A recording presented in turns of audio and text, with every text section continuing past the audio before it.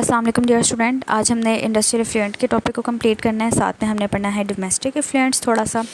ठीक है, तो इंडस्ट्रियल इफ्लुएंट में मैं कह रहा है व्हेन दीज इफ्लुएंट्स, जब आप हमने कल इफ्लुएंट्स की डेफिनेशन पढ़ी थी कि इफ्लुएंट्स होते क्या हैं और इंडस्ट्रियल इफ्लुएंट्स क्या होते हैं और वो कहाँ से आते हैं और कहाँ जाते हैं। ठीक है, इंडस्ट्री से आते हैं और वो हमारे पास जो हैं वो ऑर्गेनिक मटेरियल्स भी हो सकते हैं, एसिड्स भी हो सकते हैं, पोल्यूटेड वाटर भी हो सकता है, सॉल्ट्स भी हो सकते हैं और भी ग्रीजेस एंड ऑयल्स भी हो सकते हैं। ठीक हो गया, ये सारे क्या थे? इंडस्ट्रियल इफ्लुएंट्स इंडस्ट्री से आ रहे थे और इसको हम वाटर बॉडीज़ के अंदर क्या कर रहे थे? डिस्चार्ज कर रहे थे। वो कह रहे हैं when these effluents are and used water, जब वे इफ्लुएंट्स और यूज्ड वाटर जब लेक्स में या स्ट्रीम्स में एंटर होता है। यूज्ड वाटर कौन सा था? जो क्लीनिंग के लिए यूज़ किया था हमने। एंटर होते हैं इन वाटर बॉडीज़ के अंदर, तो वो क्या करते हैं कि या तो उसके अंदर डिज़ोल्व हो जाते हैं या फिर ऊपर फ्लोट करते हैं। ठीक है, even they get deposited on the bed, this result in the pollution of water. इससे क्या होता है कि वाटर की पोल्यूशन काज होती है। बेड का मतलब है कि ये उसके वाटर के सरफेस पे जाके, ज़मीन पे जाकर, मतलब जो वाटर का बॉटम है वहाँ जाकर बैठ जाते हैं।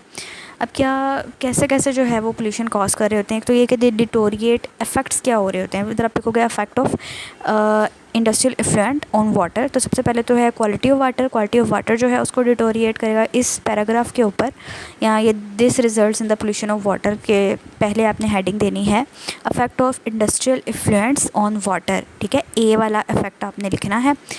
दे deteriorate the quality of water, इसकी हेडिंग बनेगी क्वालिटी ऑफ वाटर की।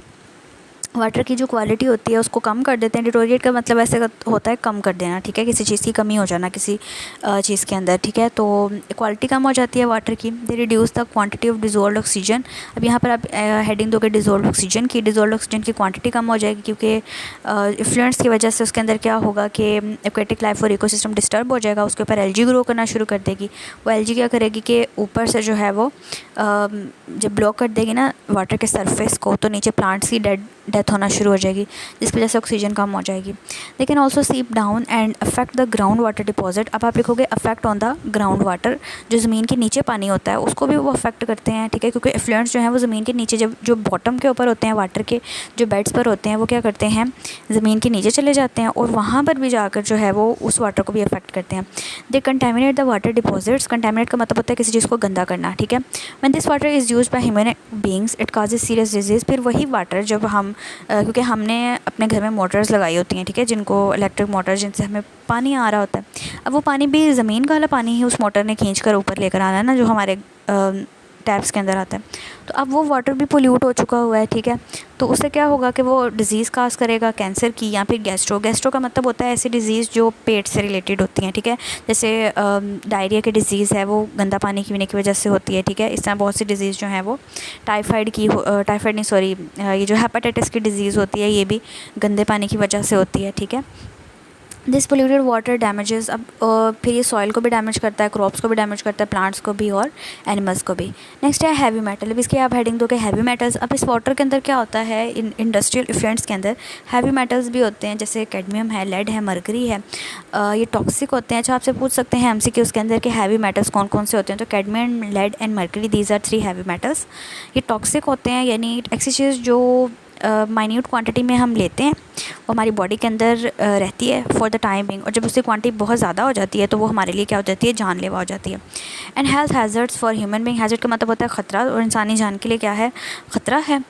Acute cadmium poisoning causes high blood pressure, kidney damage and destruction of red blood cells. Acute का मतलब होता है कोई भी चीज़ जो है ना वो अभी अपने बहुत ज़्यादा हाई लेवल तक नहीं पहुंची, अभी उसका लेवल जो है ना वो थोड़ा कम ही है।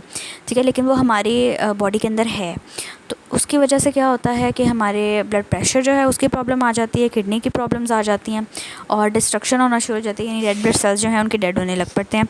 एक्यूट लेड पॉइजनिंग की वजह से क्या होता है? अब आपने याद रखना है कि कैडमियम पॉइजनिंग की वजह से क्या होता है, लेड पॉइजनिंग की वजह से क्या क्या डिस्फंक्शंस आते हैं। किडनी के डिस्फंक्शन आ जाते हैं, लीवर के, ब्रेन और सेंट्रल नर्वस सिस्टम के एंड रिप्रोडक्टिव सिस्टम के भी। और मर्करी पॉइजनिंग क्या करती है? न्यूरोलॉजिकल डैमेज कॉज करती है, यानी जो हमारे नर्वस सिस्टम है, हमारे जो नर्व्स हैं उनको डैमेज करती है मर्करी की जो है पॉइजनिंग। ठीक है, तो ये तीनों आपने याद रखने हैं, शॉर्ट क्वेश्चन में आ जाते हैं। कैडमियम पॉइजनिंग से क्या होता है और लेड पॉइजनिंग से और हमारे मर्करी पॉइजनिंग से क्या होता है। नेक्स्ट है हमारे पास डोमेस्टिक इफ्लुएंट्स। डोमेस्टिक इफ्लुएंट्स जो हैं वो ऐसे इफ्लुएंट्स होते हैं जो हमारे घरों से निकल रहे होते हैं, ठीक है। इसमें हमारा जो है वो वेस्ट भी है, ह्यूमन वेस्ट भी है, ठीक है, और दूसरा जो है जो हम गार्बेज है वो भी आ जाता है, ठीक है। Use of detergents is increasing day by day. अच्छा, इसमें जो फर्स्ट पैराग्राफ है, this one paragraph is very very much important. इसमें आप डिटर्जेंट का जो है एक तो यूज़ बता रहे हैं कि एक्सप्लोटेशन हो रही है डिटर्जेंट्स की। है एक्सप्लोटेशन का मतलब होता है किसी भी चीज़ का ज़रूरत से हद से ज़्यादा इस्तेमाल होना, ठीक है। तो कह रहे use of detergents is increasing day by day for cleansing purposes in houses and industries. क्यों हो रहा है उसका use? It is because detergents have strong cleaning action, उनका क्लीनिंग एक्शन बहुत स्ट्रॉन्ग होता है than that of soap. Soap की वजह से इवन डिटर्जेंट्स जो होते हैं वो हार्ड वाटर के अंदर भी काम कर देते हैं, क्योंकि मैंने आपको पहले भी बताया था कि डिटर्जेंट्स के अंदर जो एंजाइम्स का कंटेंट होता है ना वो बहुत ज़्यादा होता है। जो आप छोटे छोटे पार्टिकल्स देखते हो ना कलर्ड ब्लू कलर के, पिंक कलर के, दे आर बेसिकली एंजाइम्स। तो डिटर्जेंट का क्लीनिंग एक्शन ज़्यादा होता है। They can work even in acidic solutions, और एसिडिक सोल्यूशंस के अंदर भी काम कर लेते हैं। But they have a major disadvantage over the soaps के डिटर्जेंट्स का एक बहुत बड़ा डिसएडवांटेज ये होता है कि वो नॉन बायोडिग्रेडेबल होते हैं। ये दो बहुत इंपॉर्टेंट डेफिनेशंस हैं, बायोडिग्रेडेबल और non biodegradable. Biodegradable are the substances that can be decomposed by the micro organisms like bacteria, और नॉन बायोडिग्रेडेबल ऐसे सब्सटेंसेस होते हैं जो कि डिकम्पोज नहीं होते माइक्रो ऑर्गेनिज्म से। आपको पता है कि जितने भी जो माइक्रो ऑर्गेनिजम्स होते हैं वो डिकम्पोजर्स होते हैं, ठीक है। यानी उन्होंने क्या करना होता है कि हर चीज़ को उसके बिल्कुल छोटे माइन्यूट पार्टिकल्स में जितनी वो कम हो सकती हैं, जितनी इस्तेमाल की जा सकती है उसमें उसको कन्वर्ट करना होता है, ठीक है।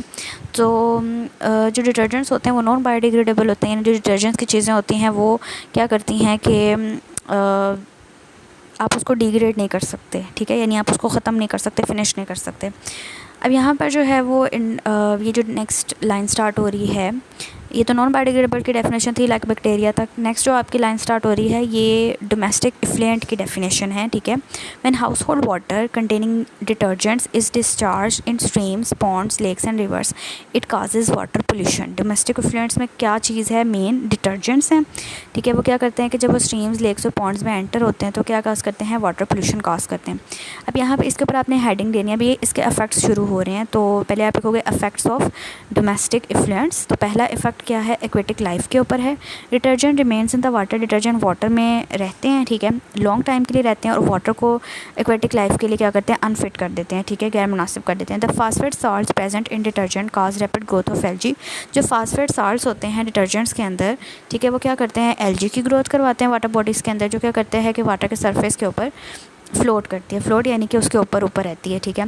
अब उससे क्या होता है, मैंने अभी आपको पहले भी बताया है कि जो एल्गी क्या करती है कि वाटर के सरफेस के ऊपर आ जाती है। सरफेस के ऊपर आने की वजह से वो क्या करती है कि वाटर को कवर कर लेती है। अब जो वाटर के अंदर, क्योंकि वो भी एक प्लांट है तो ऑक्सीजन को तो यूटिलाइज़ कर लेती है, लेकिन जो प्लांट हैं वाटर के अंदर, पानी के नीचे, उन तक ऑक्सीजन नहीं, सनलाइट नहीं जाती, तो वो फोटोसिंथेसिस नहीं करते और ऑक्सीजन प्रोड्यूस नहीं होती, ठीक है।